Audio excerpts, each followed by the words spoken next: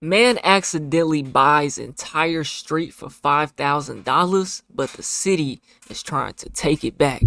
We on the road to 100 KOK. If you ain't hit that like button, subscribe button, and turned on all notifications, slap the dog shit about yourself, cause that's the first thing you should have did when you clicked on this video. Shouts out to the real estate reports. Let's see what it's hitting for. Imagine this for a second. You're sitting at your laptop, you're sipping your morning coffee, scrolling through an online real estate auction. It's a sheriff's sale. These things happen every week, and you're looking through the available properties to see if maybe, just maybe, you can find a place for yourself. Well, in these search results, you see a lot. Not a huge lot, just a piece of dirt, but a big enough piece of dirt to where maybe if you buy this, you can build yourself a house here someday. You click, you place a low bid for $5,000, thinking that nothing will come of it, but you actually win the auction. Exciting moment, but then the paperwork comes in and you start reading through line by line. And as you start to understand what you just bought, your stomach drops, because it's not just the lot that you won at this auction. You bought the entire road, the entire street, the pavement, the access point for every other home in that neighborhood. I can tell you now that if that's the case, and it says in the paperwork that would be labeled an easement. An easement basically means that is an example of an easement is a road that other houses, other properties uses on your property. So the road is on your property, right? But they use it to access their property. That's an easement. And so that's what this would be here, because he can't do nothing with that road. You know, he doesn't own each house. I can tell you that now.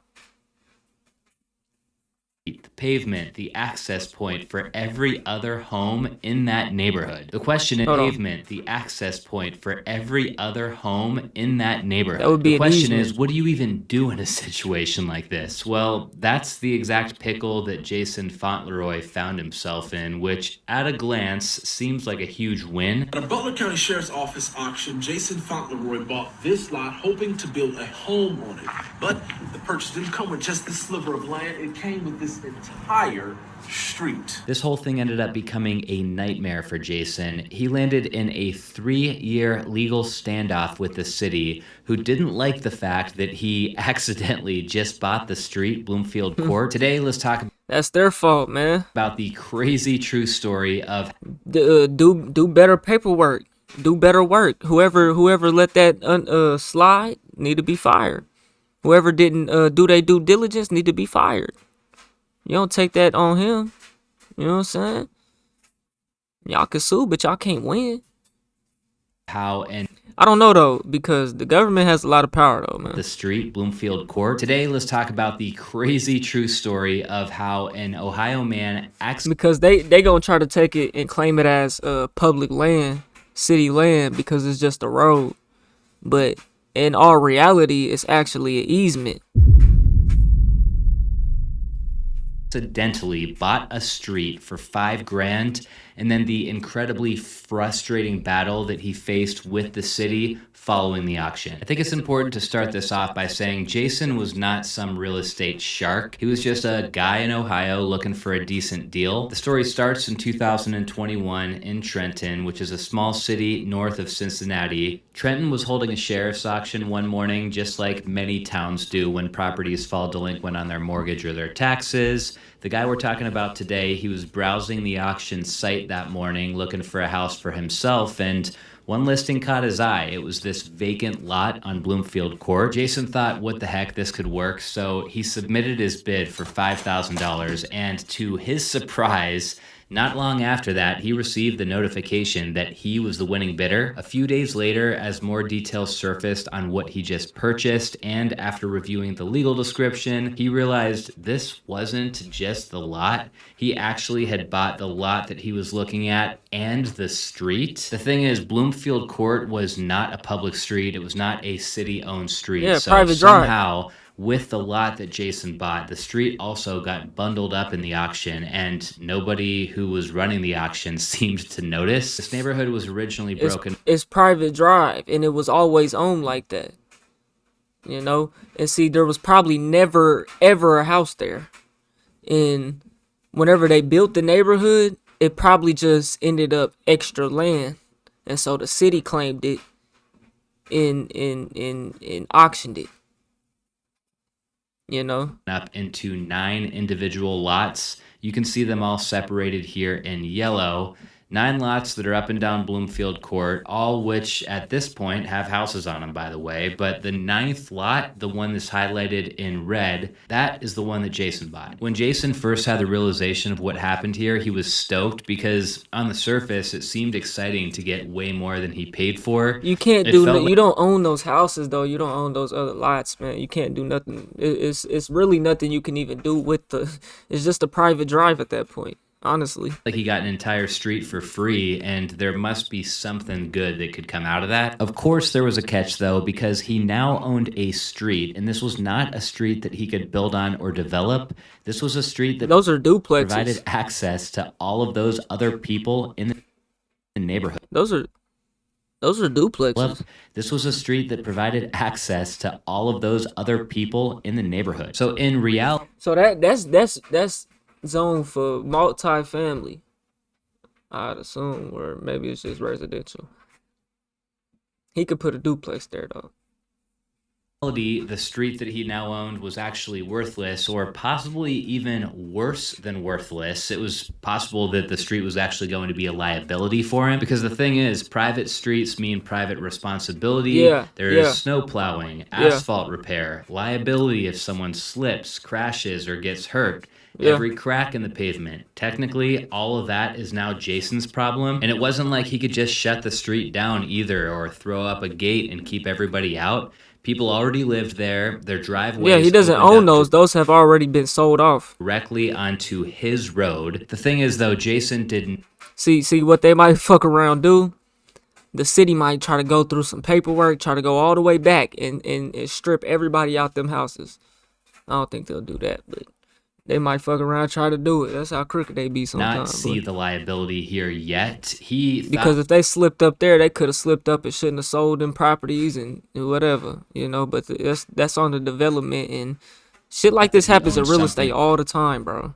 No cap. So Jason did not see the liability here yet. He thought that he owned something of value. So in his mind, he's like, okay, Yeah. I paid $5,000 for my lot. That's great. But now I've got this street that I can potentially sell off to somebody else, like the city. And who knows? Maybe this street is worth $50,000. Maybe it's worth not. $100,000. That wasn't completely unreasonable to think either, because not. raw land in this area appears to be going for about $80,000 per acre. Over the next couple of years, Jason tried to figure out his options here. Could he ever possibly build on part of this street? Could he ever resell it? Was this road actually worth anything? As he was trying to figure all this stuff out, the unexpected happened, and things were about to get a lot messier for Jason. In 2024, Trenton's The street's only worth something if you own all the houses on it. city government finally decided to step in and help deal with this mess. They actually filed for eminent Domain. Everybody Yo, they can take your shit, bro. The government can take your shit through eminent domain, bro. super familiar with this process. Eminent domain allows the government to take private property away from private public property use. owners if it's needed for public use. Yep. We're talking highways, schools, Yep. utilities. A lot of The these utility companies can do it too. Yep. types of projects are built with land that was seized under eminent domain. The good news for Jason, though, was that there is one catch with eminent domain that favors the property owner. Oh, is that right? The Fifth What's that? Amendment of the Constitution says that the government Just must compensate. Yeah, if they have to compensate you. Yeah, provide just it's not gonna be much though. I imagine they probably give them what the lot's worth or 10. 10,000. compensation. In other words, if they do take your property, they've got to pay you fair market value for it. So the city hires an appraiser, of course, and the appraiser comes out, they do a report, they send Man. that report over to Jason with On a the asphalt. $5,000 value, but Jason notices that the report is missing something very critical. Okay? $5,000 value. The huh? report acknowledges that this $5,000 value is attached to the little lot that Jason Yeah. bought. It does not acknowledge the Bloomfield Court part of the property the exact part of the property that the city is trying to take back. At this point, Jason starts calling the city manager, he's calling attorneys, he's trying to get in touch with anybody that he could find that might be willing to help him with his case, and one by one, the calls all went nowhere. So they basically offered him 5,000 or sent him a $5,000 check and said, "We're taking this," type shit, or block my calls. It's hard to even get through to anybody. I have mixed feelings about this entire story, and the internet does too. We'll get into the Reddit comments here in a minute, but I will just say that I think the city handled things pretty poorly here. The least they could do would have been to answer Jason's calls and just explain to him exactly what was happening and why it was happening. Jason made it clear to reporters that he wasn't trying to be unreasonable, and I believe it. It's not like he was holding out for millions or something. He just wanted a fair appraisal, an acknowledgement that what he owned was more than just the lot that he thought that he bought. The city instead seemed to be taking the approach that maybe this was just a clerical error. Maybe Jason never should have been allowed to buy the street in the first place. Maybe this was related to some old defunct HOA issue. So yeah, the city might have been trying to play a bit of... I mean, if you look at that lot, bro, let's see. I guess there's enough to put a house there, but it would have to be significantly smaller than the rest, bro. Because if y'all look at that cul-de-sac, it's taking space on that lot, bro. That lot is not that big. If you, like, look at the houses there, bro. You can't fit that size of a house there. It's probably the reason as to why that was left like that, bro. It probably really wasn't. It wasn't even supposed to be sold. Because you would think that they would put a house there. Now, I mean, I guess you can argue that the one next to this, y'all see that little smaller one? I guess them is houses. I don't know if those is garages or what. It's probably a house. I don't know. Them kind of look like, I know that those was duplexes, the bigger ones. And then these down here kind of look like an apartment building or something. I don't know. But it don't look like a house can even fit there, bro. To be real. Acknowledgement that what he owned was more than just the lot that he thought that he bought. The city instead... Shit, I would have tried to sell it back to him for 20,000. The whole damn thing. 25. Seemed to be taking the approach that maybe you this can't put was no house just a on that lot, clerical bro. error. Maybe Jason It had to be real small, and that neighborhood probably got zoning restrictions, all type of shit, man. You never know. He owned was more than just the You lot. can't fit no house on that shit, man. Even that smaller one, bro. That's right next to that shit, to that other, to the, you know, right here in the middle. You can't fit nothing on that, bro. The city instead seemed to be taking the approach that maybe this was just a clerical error. Maybe Jason never should have been allowed to buy the street in the first place. Maybe this was related to some old defunct HOA issue. So yeah, the city might have been trying to play a bit of hardball here, but none of that erased the fact that Jason still, at this point, on paper, owned Bloomfield Court. A Reddit thread on this story went viral a few months back titled, "He bought an entire street, now Trenton wants it back, but the owner says they aren't paying its worth." This thread racked up hundreds of comments, with one of the top commenters asking why it is a problem if the city takes the road back.